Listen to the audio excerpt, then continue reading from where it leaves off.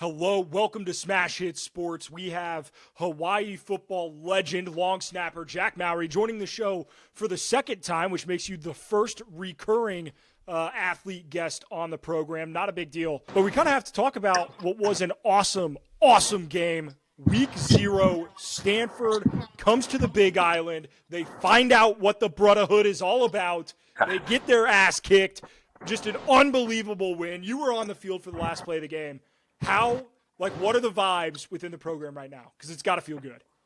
Oh, man, it feels great. Vibes are definitely up, but, the biggest thing is week 0 is over. Stanford's done. Arizona's coming up. We got, we didn't even have 24 hours to, we enjoyed it that night, talked about it that night, and then starting Sunday, man, it's Arizona week now. Week 0 is done. Dude, I love it. This is I don't want to say a huge program win because Hawaii is a historic program with a lot of great wins. But it's always nice when you get to beat a power conference opponent at home. I love that there was a spotlight on the program in week 0 because it was for the most part, a standalone game. Most of the other games had finished up by that point. Could you feel it coming into the game, how intense it was, like with the prep and everything like that? Oh, dude, it would talk about like that. That was our program. That was our game. That was our first game of the year.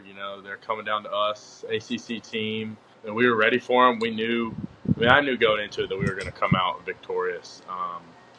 And it was just one of those things that's huge respect to our whole team. It was such a team win. The way our quarterback played on one leg. Conce is an absolute dog. Made all of his kicks.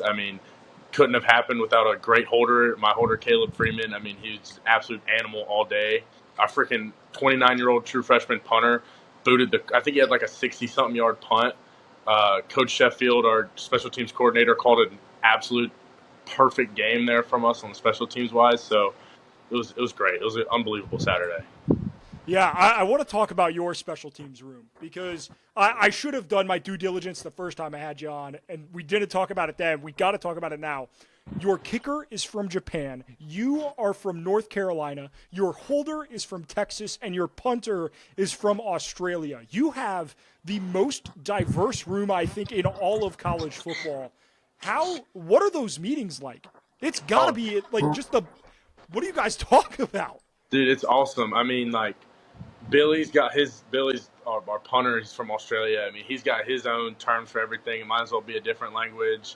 Conce, his English is great, but it's still not the same English, Yep. And then myself and Caleb, we're a little bit more similar as far as being able to, when contact. But then you look at the room as a whole. We got Billy's from Australia. I'm from North Carolina. Our kickoff specialist, Sean, is from Southern California. Conce is from Japan. Our other long snapper, Nick Pang, he's from Hawaii, and our other kicker, Madden, he's from the other side of Hawaii. So it's like we kind of got everything covered. We got almost all hemispheres and all the. We got like 3 continents. We got the archipelagos. We got everything. Yeah, it has to be the most diverse room in the country. I don't care what position, it has to be. I love it. Speaking of that kick, so you go out onto the field after a massive play by your defense, getting the ball back, that interception, the offense goes right down the field, puts you in a position.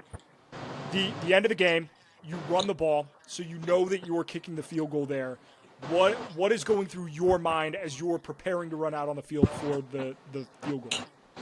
Honestly, for me, big props to Caleb.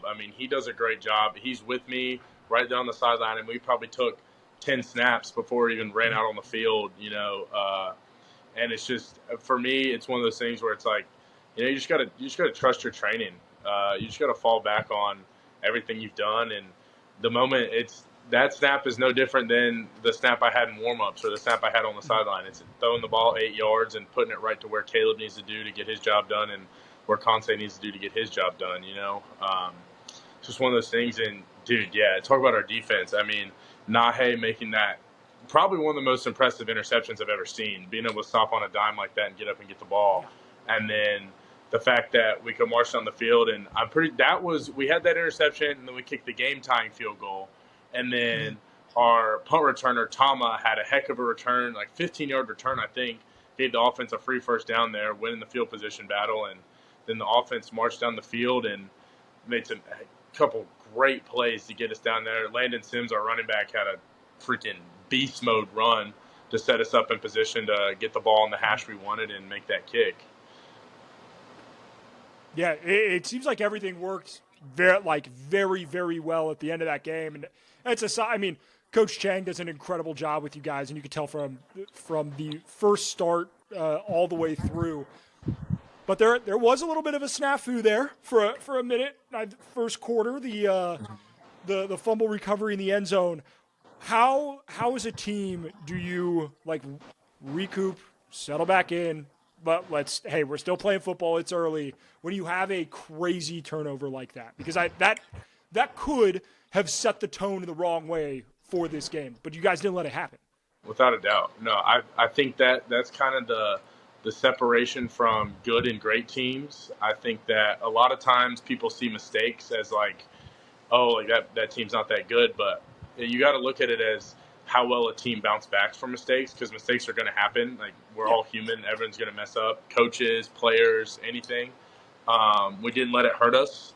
I mean, they went up 10-0 in their first two possessions, and then we were skunked in our first two possessions. And then we marched down the field and went into halftime up 14-13. So, it's one of those things where that's kind of like that separation of all right, we're down, but we're not out. Just because we had a little step back doesn't mean we're not going to come out on top here. Yeah, and you guys came out firing right after that. When you came on earlier in the year, I was like, hey, tell me a little something about this team. Give me some insight. I think the first thing out of your mouth was, dude, our wide receiver room is stacked. And they showed it. Multiple guys, 4+ catches. Sims had 30 yards. Harris had 60. Ashlock had 70. The wide receiver room stepped up. Your quarterback, dude, stud, playing on one leg. Dude's banged up.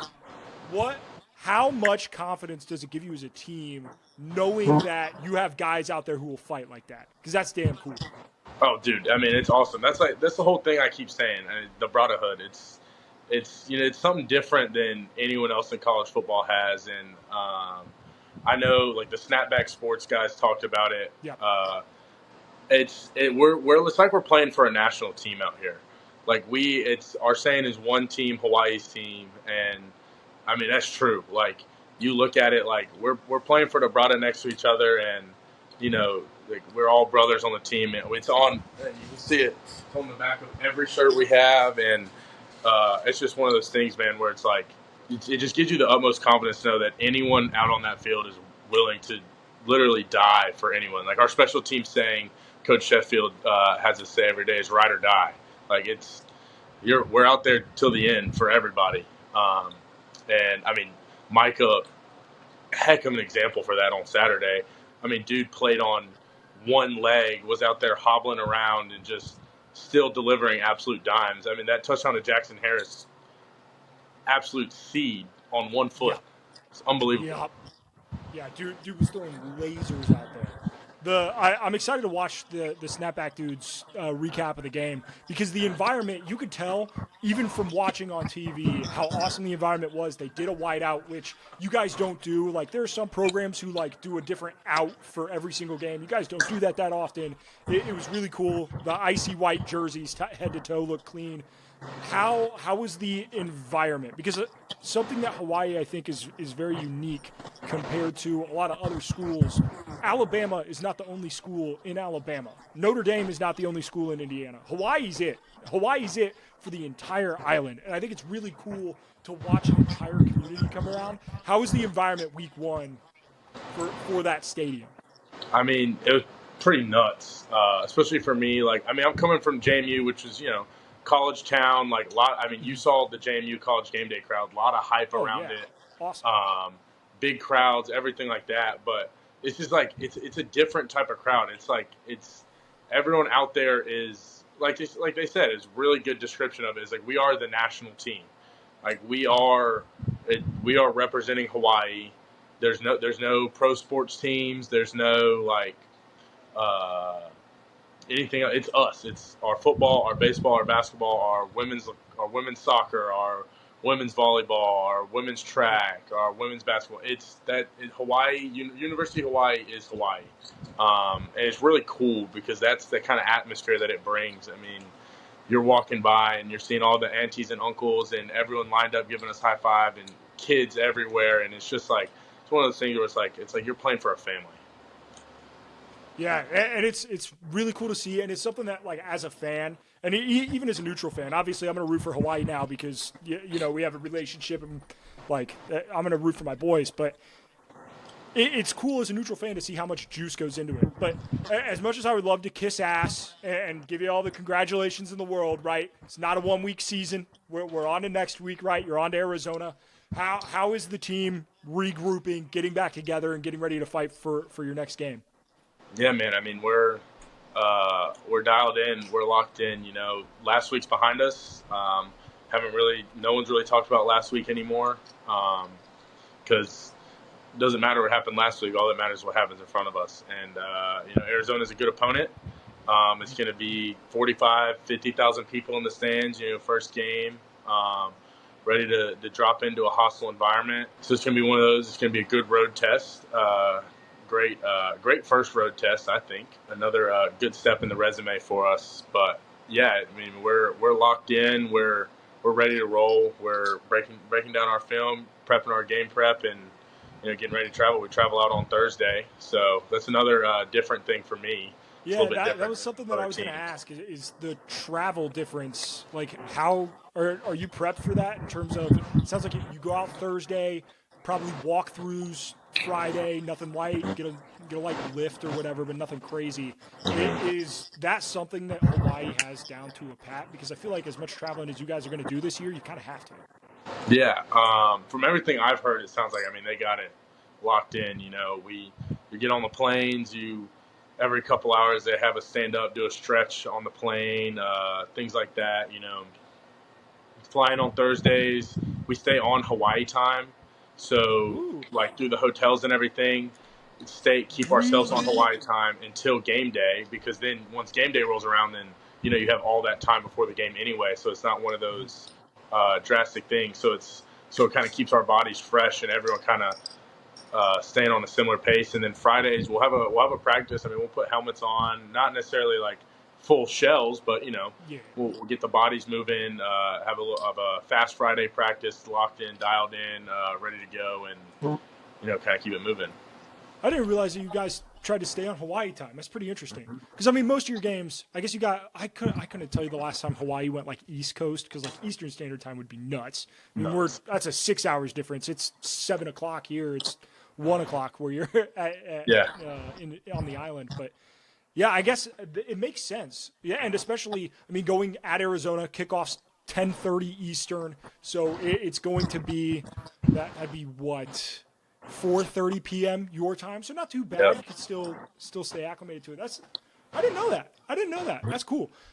Arizona, I feel like it's a different team than it was a couple years ago when they had that great season. Not as good of a year last year, but still going to be an incredible opponent.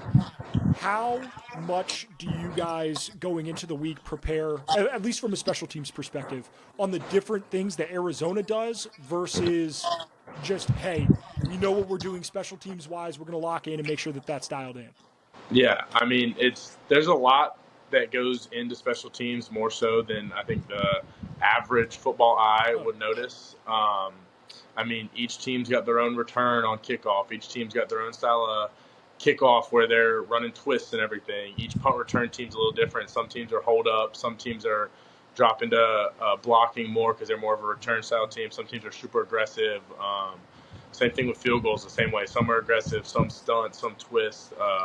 So kind of all those aspects kind of go into it where we'll build our game plan for how we're going to attack them. And how we're going to win it, because, I mean, as we saw in that last game, games are won on special teams. So I think it's an aspect that can often get overlooked, but we do a really good job of our emphasis on special teams. Well, I'm excited to watch y'all this weekend. It's going to be incredible.